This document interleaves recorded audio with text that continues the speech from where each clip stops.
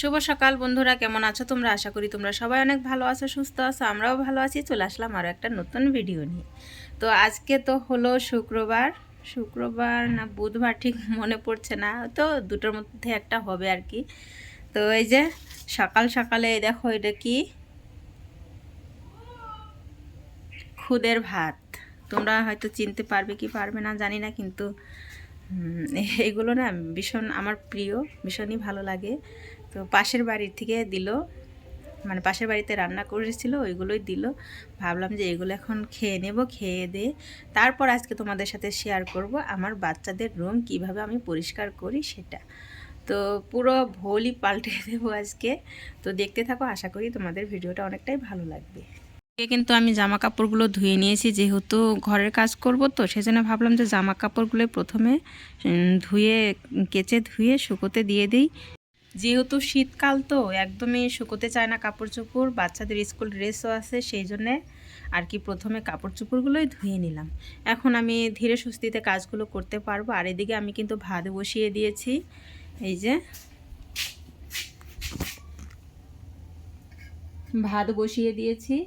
আর রাতের তো তরকারি আছে, ওইগুলো দিয়েই খেয়ে নেব আজকে দুপুরবেলা। আর আমি তো এখন খুদের ভাত খাবো। আর বাচ্চারা কিন্তু সকালে ওদের গোলা রুটি করে দিয়েছিলাম আর চা বানিয়ে দিয়েছিলাম, ওরা খেয়ে দিয়ে তো স্কুলে চলেই গেছে। আর মেয়েকে কিন্তু আমি পাশের বাড়িতে দিয়ে এসেছি, তার কারণ ওকে নিয়ে যদি কাজ করতে যাই না তাহলে অনেকটাই ডিস্টার্ব করে। আর এই দেখো, এই মহাশয় শুধু মাছ মাংস এসব চুরি করে করে খাবে সবার বাড়িতে। এই যে ঘরে ঢুকছে, রান্নাঘরে ঢুকছিল। তো এই একটাই বিড়াল, এই 4-5 বাড়ি মিলে একটাই বিড়াল। তো যাই হোক, ভিডিওটা তোমরা দেখতে থাকো, আশা করি তোমাদের ভিডিওটা অনেক ভালো লাগবে। আর আমি এখন খাওয়া দাওয়াটাও করে নিই, তো চলো। খুদের ভাতটা হয়তো তোমরা চিনবে কি চিনবে না জানি না, কিন্তু আমাদের এখানে কিন্তু সবারই অনেক প্রিয়। কিন্তু আমাদের এখানে গ্রামের এই সাইডে কেউ যদি কিছু বানায় তাহলে কিন্তু সবাই সবাইকে দিয়েই কিন্তু খাওয়া হয়। তো শহরে এসব হয় কি হয় না জানি না, কিন্তু আমাদের গ্রামে কিন্তু এরকমটাই হয়। তো এখন কিন্তু 12টা বাজে, আমি সব কাজকর্ম গুছিয়ে তারপর আসলাম এই ঘরে কাজ করতে। যেহেতু এই ঘরটা একটু ঝাড়াঝাড়ি করব, সেই জন্যে ভাবলাম যে যত কাজ আছে সেগুলো সেরে নিয়ে তারপর এটা ধরলে ভালো হবে। তার কারণ এটা সারতে সারতে অনেকটা সময় লাগবে।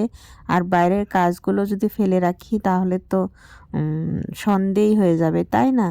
তো এই দেখো কত যে নোংরা হয়েছে কি বলবো তোমাদেরকে।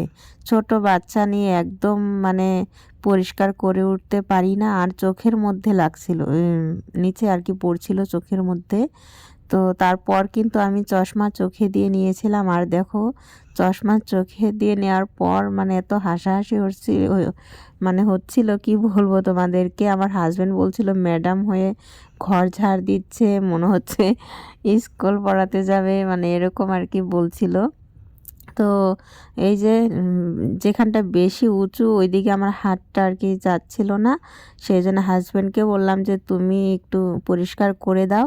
তো ও কিন্তু চশমা লাগালো, তখন আমিও হাসছিলাম যে এখন কেন চোখের মধ্যে পড়ছে না। তো এই যে দেখো আমার মেয়ে এইখানটায় দাঁড়িয়ে আছে আর ওর বাবাকে কাজ করতে দেবে না। মানে আমি এতক্ষণ কাজ করছিলাম, ও দূরে দূরে খেলছিল, যেই মাত্র ওর বাবা কাজ করছে ও পাশে এসে মানে নামতে বলছে চেয়ার থেকে, কাজ করতে দেবে না, এত দুষ্টু। তো ঘর তো ঝাড়া হয়ে গেছে। আর এতটা নোংরা বার হয়েছে কি বলবো তোমাদেরকে।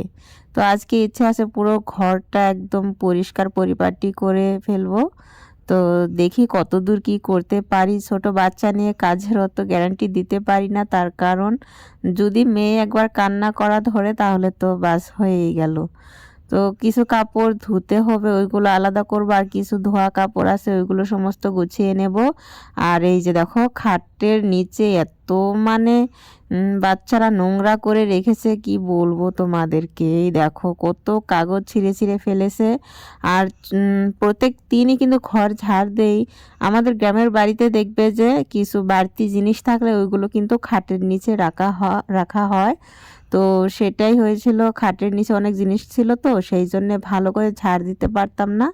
তো কতগুলো যে কাগজ জড়ো হয়েছে, খাতা বই খাতা এসব ছিঁড়ে ছিঁড়ে আর কি ফেলতো বাচ্চারা। তো ওই যে আজকে সমস্ত কাগজগুলো ঝাড় দিয়ে পরিষ্কার করে নিলাম।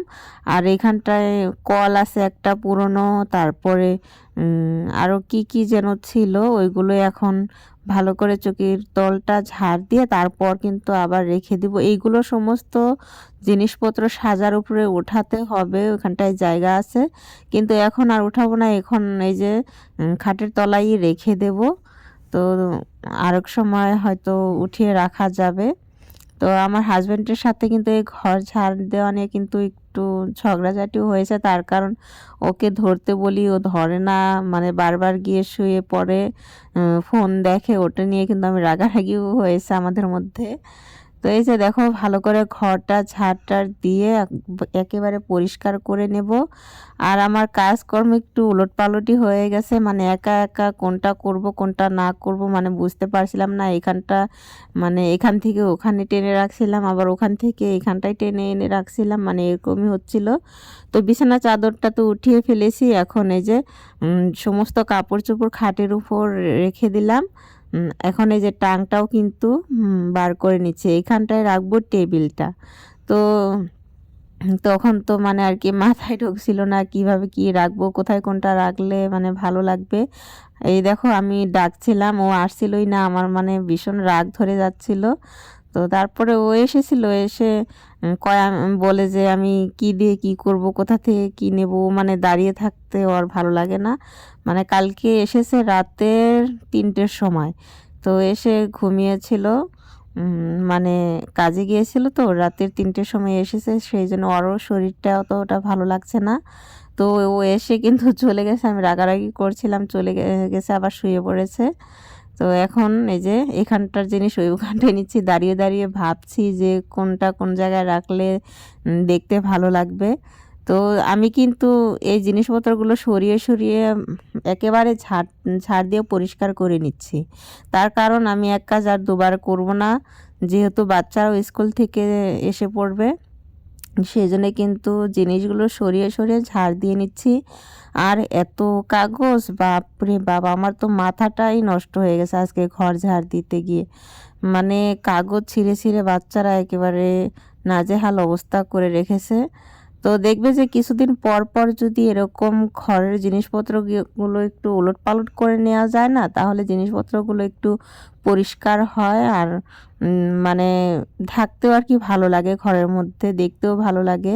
কষ্ট হয়, একটু কষ্ট করলে আবার ওই যে মনের একটু শান্তি পাওয়া যায়, পরিষ্কার থাকলে ভালো লাগে।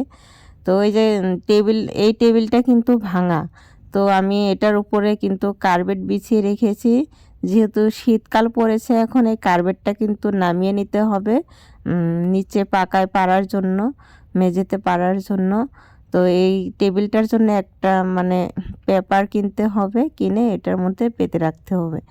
তো দেখি আবার মানে কোনো ঠিক নেই, কখন আবার বার করে দেব, যেহেতু ভেঙে গেছে, তো মানে ঘরে রাখতেও দেখতে অতটা ভালো লাগে না, কিন্তু ওটার মধ্যে কিছু জিনিসপত্র রাখা আছে, সেই জন্য আর কি বাইরে বার করছি না। দেখি জিনিসগুলোর যদি কোনো গতি করতে পারি তাহলে ওটা বার করেই দেব।